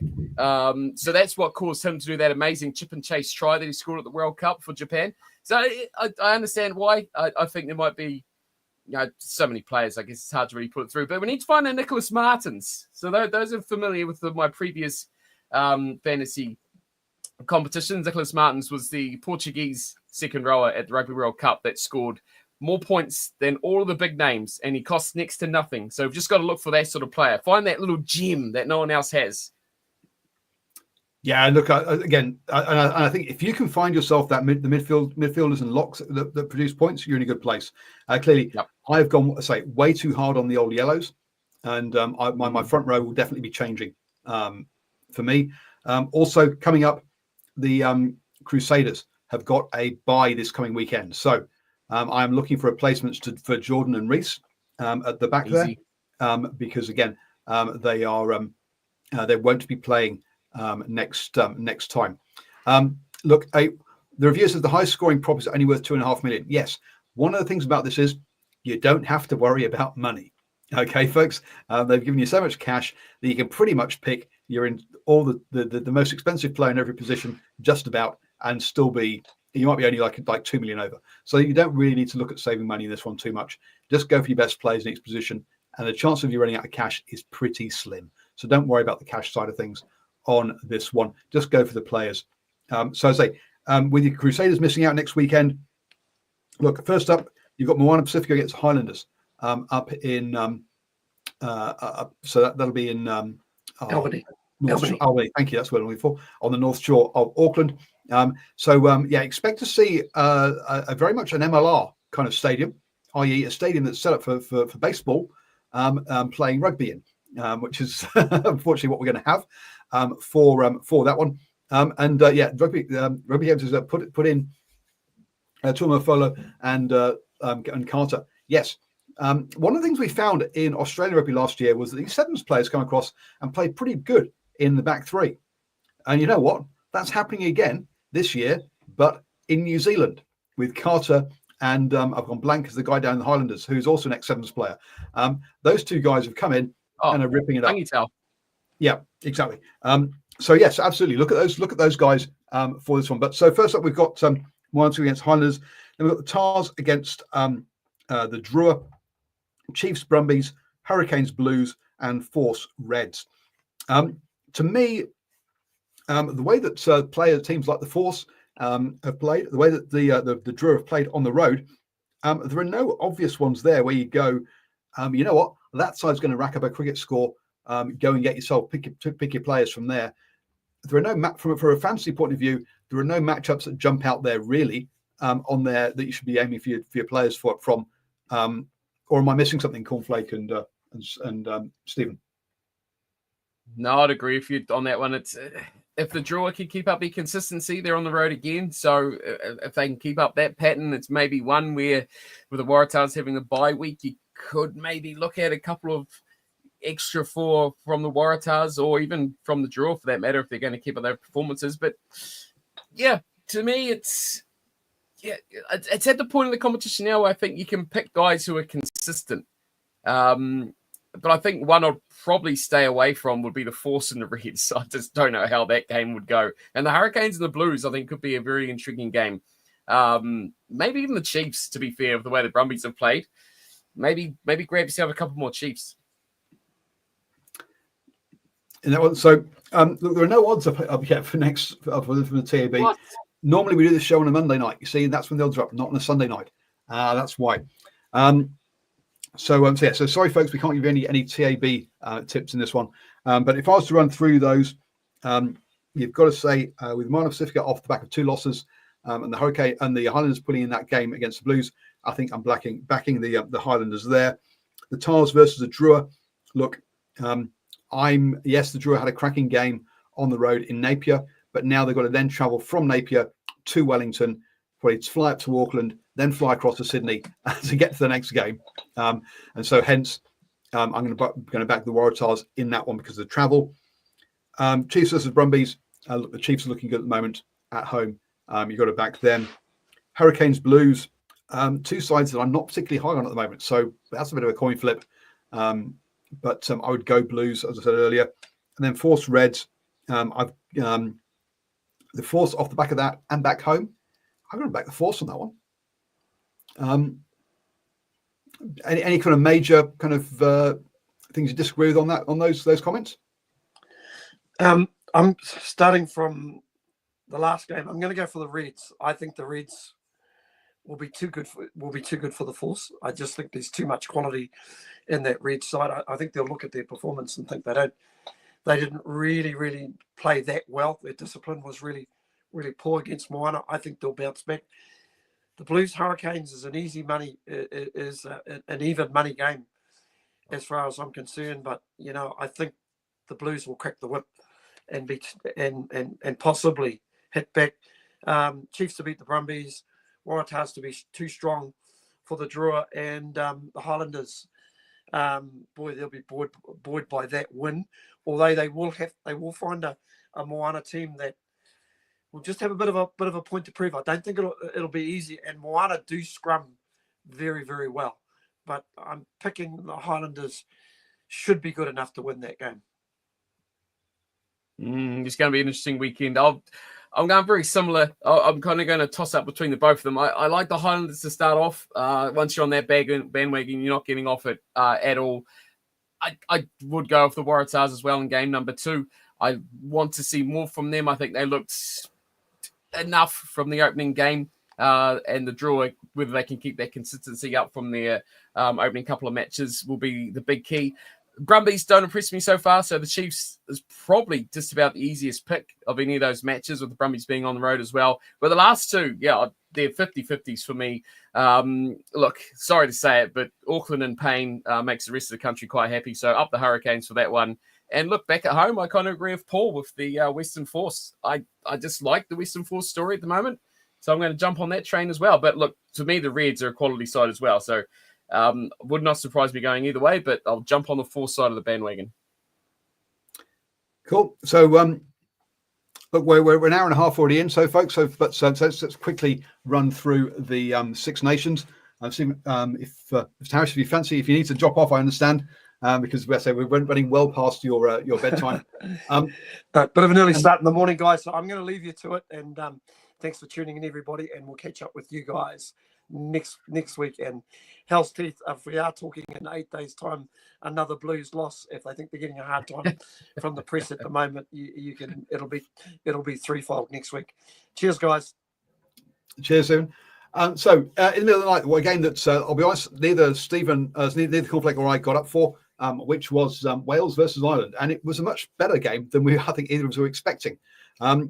Look, in that first half, Ireland started off very well with a Conan try and Pendergast's penalty to lead 10-0. Anscombe called back into the squad after Gatland had been had left as head coach and replaced, knocked over a penalty, only for Gary Ringrose then to have a head clash and get a yellow card that was upgraded at half-time to red. After that, Anscombe put up another penalty, which Pendergast missed response to, and after the clock was up, Wales got themselves a try to lead 13-10 at half-time wow, totally unexpected. But look, they'd followed the English blueprint of having three three open side flankers. So were we going to see a big fade in the second half like we saw from England against Ireland? No, Wales actually got themselves into the lead, a 2-score lead at 18-10, and you're thinking, okay, this is looking good for Wales. Then basically Ireland, let's just grind them down. Let's be honest here, with 1, 2, 3, 4 penalties from Pendergast plus a try from Osborne to win the game 18-27. So it was a 2-score lead in the end by 9 points. But was it flash by Ireland? No, look, 2 tries each.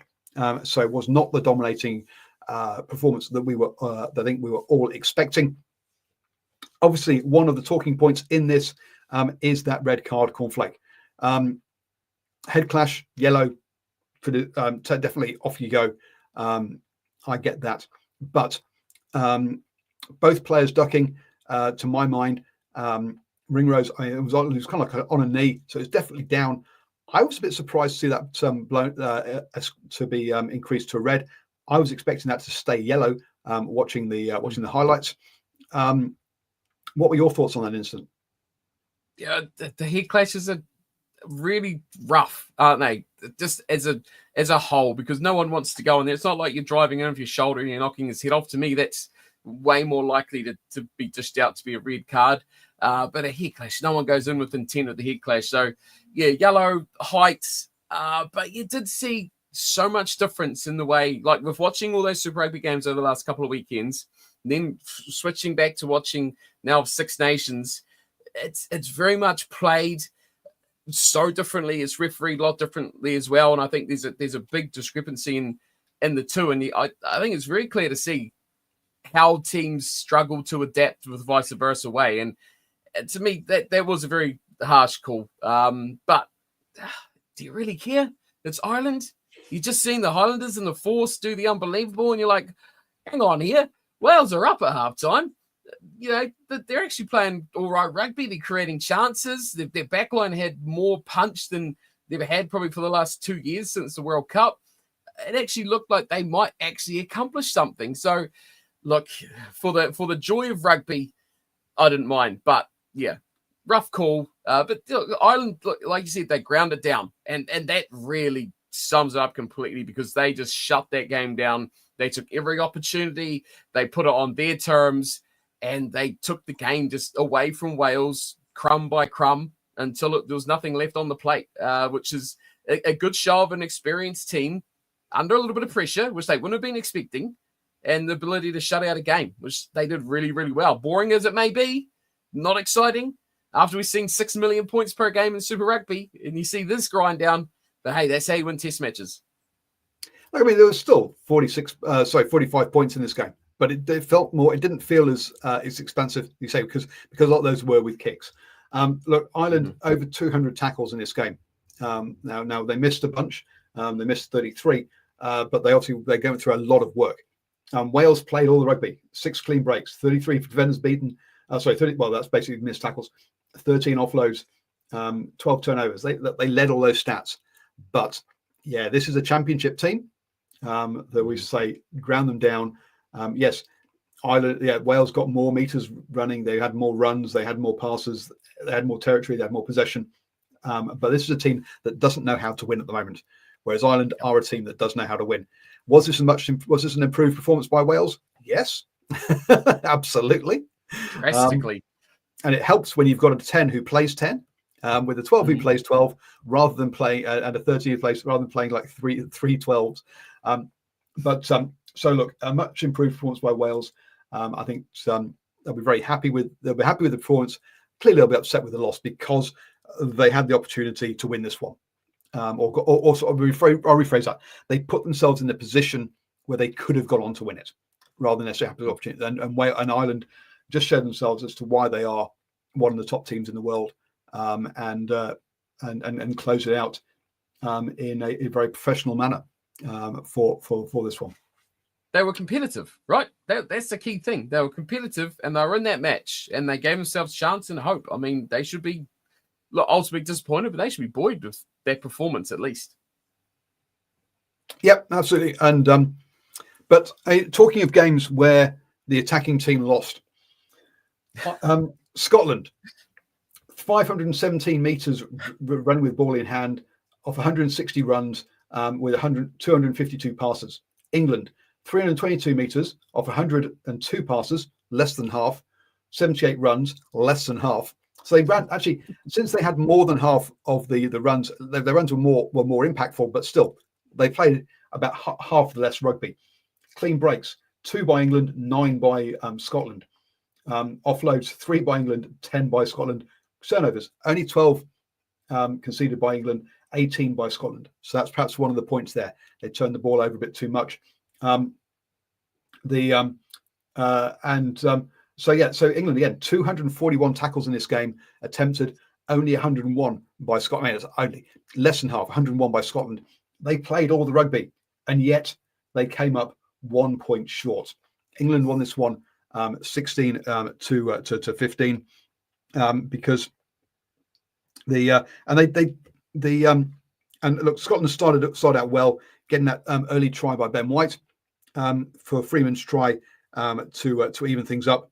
Now, Scotland did get a Hugh Jones try to leave 7-10 at half time.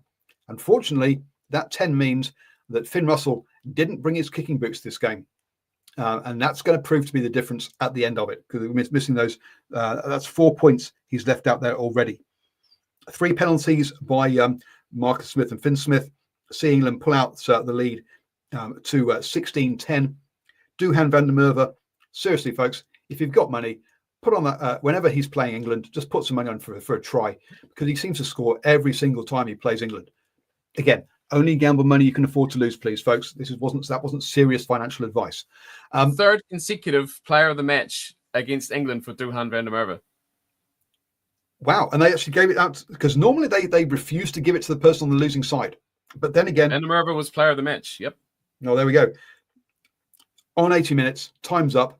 Finn Russell has an opportunity to win this game, and it's a third missed conversion.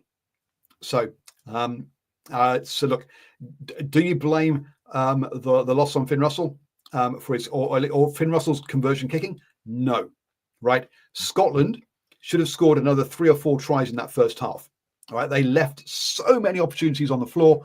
I can't remember. There was some stupid stat where England had 1 entry into the 22 and scored a try, and were averaging 7 points per entry. Scotland had something like 6 entries and 5 points or 10 points, and they were averaging like 1 point something points per entry. Scotland had all the opportunities to win this game. Scotland lost this game due to England's defence or their own mistakes, whichever way you want to look at it, rather than England winning this game with fancy rugby. I joked with Cornflake when we turned on that we talk about this barnstorming win by England. No, this was not a barnstorming win. This was a massive defensive effort, and Scotland just could not get over the line in this one. Did you watch the one, or you on highlights? I got up stupidly early for this one. Yeah, no, I got up stupid early as well. I'm still suffering the consequences. But look, to me, you talk about errors and mistakes, and you spoke earlier about the stupid offloads and the forced plays. I thought Kinghorn had a shocking opening 20, 30 minutes of this game. Just forced too much, throwing the ball at his teammate's face, throwing it to touch, just opportunities, gone bigging. I agree. Scotland should have been up like so much more in this game. They should have taken so many more opportunities. England should have hardly been even a chance in this sort of match. They didn't offer too much, but even the Freeman try, what are your thoughts on that? Did he get that ball down? I know. They didn't even look at it. And for the few replays you did get to see, it did sort of look like it was held up. What did you think of that? Okay, I think this comes down to understanding of the laws. Now, my understanding, this one I've heard a long time ago, and I should go and read it up and check it again. But my say, if you've got your hand on the ball and the back of your hand touches the ground, that counts as the ball touching the ground, right? So the ball doesn't actually have to. The hand that's holding the ball, as long as that touches the ground, it's grounded. His hand touched the ground, therefore it was grounded.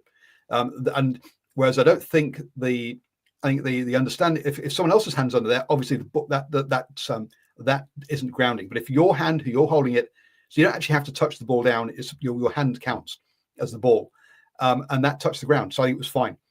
So I think the problem there was lack of the commentator not knowing the laws of the game. Not that we've ever heard Up that. to your before. elbow counts as the ball. Technically, last time I read the laws, if you touch the ball down, I'm not 100% convinced that it was his hand on the bottom of the ball. There was about 4 hands all over the bottom of it. But like I said, you need a slow-mo. This is his hand. This is his hand. This is his hand. Etc. I think it was too inconclusive. And again, it comes back to what we saw last year's Six Nations. The referee's on-field call overrides the inconclusive evidence. So even if it had gone to the TMO because it was an on-field try, was there enough evidence to convincingly overturn that decision back the other way? So, yep, there's always going to be a contentious sort of thing, but Scotland, I think, only have themselves to blame. And look, at the end, I think they really put heart in the mouth there when Stephen McDowell went straight through that gaping hole, which they've struggled to do, or were plowed through and made himself a hole, really, and almost went right under the sticks. Yeah, that could have been difference. The fact they had to go out wide to score that try put a lot of pressure on poor old Finn, and he, yeah, look, that weighed heavy on him at the end of that matchup. I think he knows that his kicking boots could have been the ultimate difference in Scotland getting that win this weekend. Yeah, but I'd say I think the ultimate difference was Scotland not taking their chances in that first half for sure when they should have done, rather than the fact that he missed those penalties, missed those conversions. Sure, yes, any of those conversions suddenly they win by 1 point, but who knows? Ifs, buts, maybes on that side of things. They had the opportunities in this game; they should have done so, and they'll be kicking themselves for not doing so. Because one of the things we can say is this wasn't a mental issue in the same way that it is against Ireland, right? Okay, this was just dogged defense. England are making themselves a hard team to beat, all right, and they did that against France as well. They weren't they weren't particularly flash, and again, France lost that game because they couldn't handle the ball in the wet, and they tried to go wide when it was wet. Scotland have lost this game again, so England make themselves hard to beat rather than being a winning team, as it were. And look, that's the first step, right? This isn't this isn't when you should be having or not necessarily when Borthwick should be looking at having a finished article. That's supposed to be in a couple of years' time when we come to the World Cup. So the fact that he's making this team hard to beat is a good start, and it is a good situation, really. I did have a laugh though at the end of that match there when they were trying to get that go-ahead try England, and they tried that exact same play that Elliot Daly scored that try, literally to a pinpoint exact. It was almost like a replay, and then someone coloured in the opposition's shirt colours, but it didn't work. But boy, obviously not too many tricks. They're about 4 to 5 meters further out, and that was. So I think otherwise, but even so, one of the things we've learned by this is that one of the I can't remember which Super Rugby game it was, but one of the actually no, it was a Scotland game, wasn't it? That apparently he tries to teach the team 5 or is it 7 new attack moves every week or every game. Yeah, I did hear that. Stupid. And you look, Steve Borthwick clearly doesn't try to teach them any new attack moves. It's the same one they're going to use. Go to, right? That's the one we've got. That's the one we'll use. They need to have some more variety than that. Look, clearly, part of what they're working on this season or for the Six Nations, don't lose the game in the last quarter. Right? We've got to defend all game, and they're doing that. So hence, look, you can see, what's the problem we've got to fix? Well, that's the problem we're going to fix. What's our next problem? Well, having more than one attack move. Okay, well, we can fix that in the for the November window. But for now, you can clearly see I've got 2 training sessions before this game. What are we going to work on? Defense, because we're not giving up tries and points in that last quarter. And let's move Marcus Smith away from 15 because boy, he's poor defensively. Oh God. Yeah, not quite as bad as he was the previous week or against Ireland. But he's still got spun in circles a number of times. It's just. Now, I try to be, ever since hearing Mike Ford, the ex-England coach, say how James Simpson-Daniels, he should have picked him because of what he could do, not picked him because of what he can't do. I try and focus on players' positives. But with Marcus Smith, I find that very hard He has positives, I agree, but defensively, my God, he's a liability. Look, so flipping on him, I thought Finn Smith at one point in that second half, Finn Smith led defensive tackles for the game. I think he was the leading tackler. I'm not sure if he ended up the leading tackler at full time, but look, for a small little number 10, he was in the thick of it. He put in some big work defensively as well. So I think he had another really good game. He's really growing into that role and becoming quite established there. It was quite impressive. Agreed. I think he is the future, and not Marcus Smith. I'm sorry.